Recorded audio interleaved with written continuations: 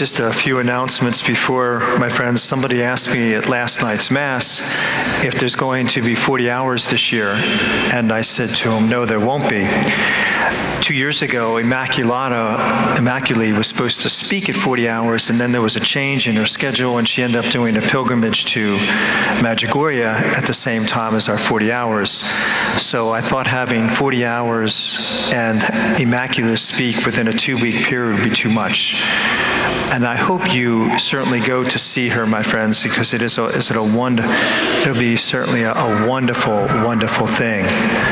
Her talk is the same talk both nights. So, you don't have to go to both, but it gives everyone an opportunity to see her, and it's certainly a wonderful opportunity. Also in the bulletin, we don't read much. So I thought as a parish we can kind of read some books. The book I picked was Signs of Life. It's a book by Scott Hahn. He's a Protestant minister that converted to Catholicism, and he's a teacher at Steubenville University. But he gives 40 topics, and I'm just going to summarize those and put each chapter into the bulletin each week. So it'll be the next 40 weeks. The first week is holy water. If I asked you why we use holy water, you would say what? Because we always do it, right? We come into church, we bless ourselves with holy water, and we go sit down. Because that's what we Catholics do. But there's reasons for it. Everything we do, there's a reason. And I thought, sometimes these little things in our life that we think we know, we don't. So anyway, the next week will be holy water, and then the week after that, the sign of the cross, and it'll continue carrying on for the next 40 weeks. And the last thing, my friends, is That Man Is You starts in 2 weeks. Guys, it's a great thing. It's a great thing, and I hope all you guys participate in that. We need it. We need it. When I was thinking about this, I thought of a true story with Abe Lincoln. Did you ever hear of Billy Stanton? You probably didn't. It was Abe Lincoln's best friend when he was growing up. He was a farmer in Springfield, Illinois. He stayed a farmer. His best friend became President of the United States. During the height of the Civil War, he was really bothered by all the negative press that was going on Lincoln, and thinking that his best friend was struggling in the White House, traveled from Springfield to Washington, D.C., and travel back then was horrific. Came to the White House, and they wouldn't let him in, security. And he said, tell Mr. Lincoln that Billy is here to see him. He was in within 5 minutes.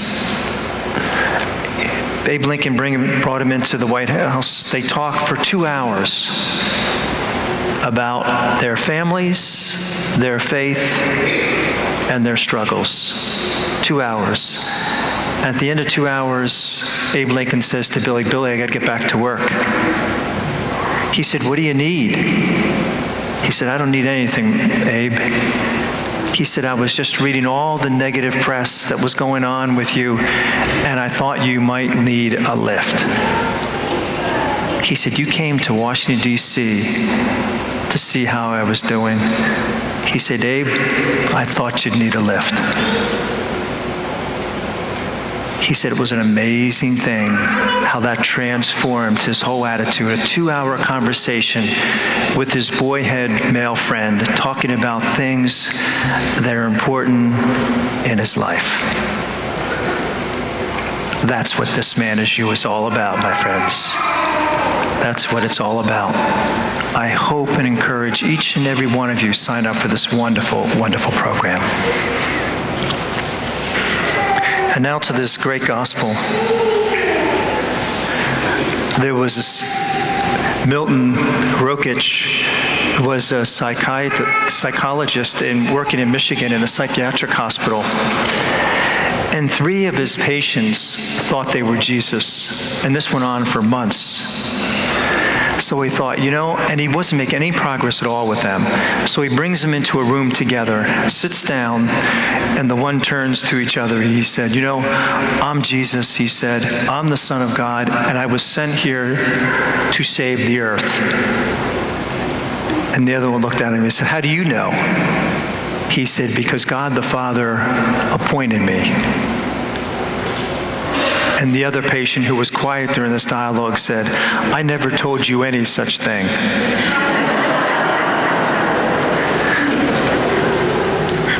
After about 5 minutes of this continuing dialogue, the psychologist kind of separated him and thought, he's not making any progress at all. But it's a great question in today's gospel. Who do you say that I am? I think we all have to answer that question, don't you? Who do you say that I am? Why is Jesus asking that question? They know who he is. They know exactly who he is. He's saying to his disciples, you need to know more than just know me. You have to know more about me. You have to know me and how I live. Because if you're going to follow me, you need to imitate that. It's an interesting article I read this past week about the State Highway Department, and I don't know where this took place, but the workers at a bridge over a large creek, and they worked on both ends. So they started on the edge of the thing and were supposed to come together. And they came together and they were 2.5 feet off. And what they found was the workmen used the wrong reference points when measuring this. And the article went on to say that it's very important for any reference points, and the reference points for GPS, for pilots, for ocean liners, all those work off the same reference points for directions and dimensions. And these workers didn't use that reference points. And the article said, you know, we compare ourselves to so many different things today.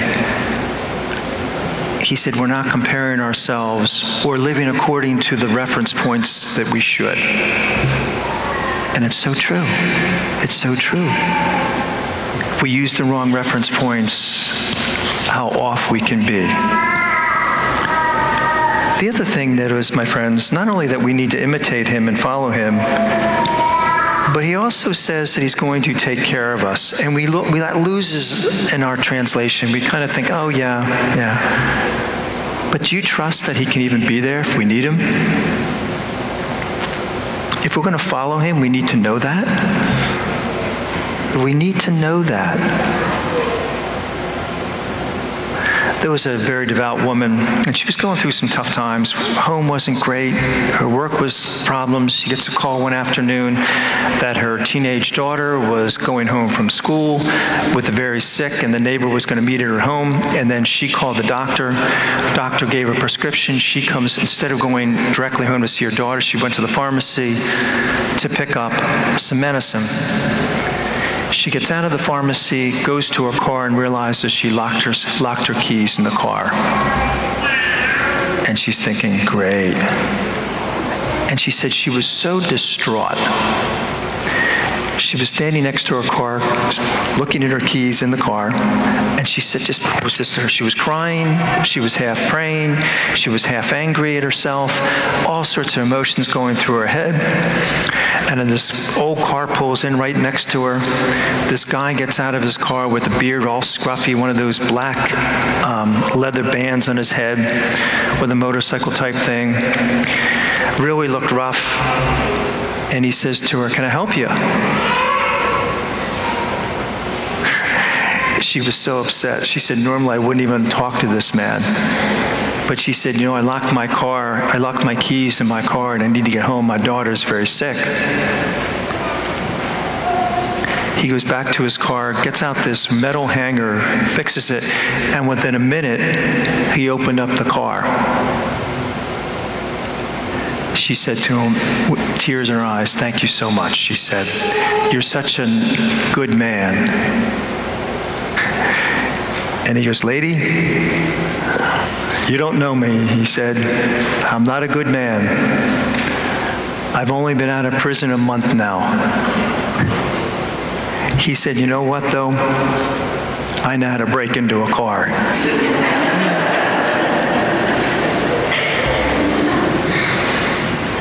She sat in her car, turned the keys on, and she said, thank you, Lord, for sending me a professional.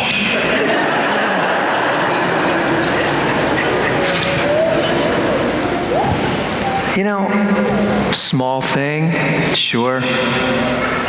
Coincidence? Maybe. But who would think that an ex-convict knows how to break into a car, will pull into her parking space right when she needed it?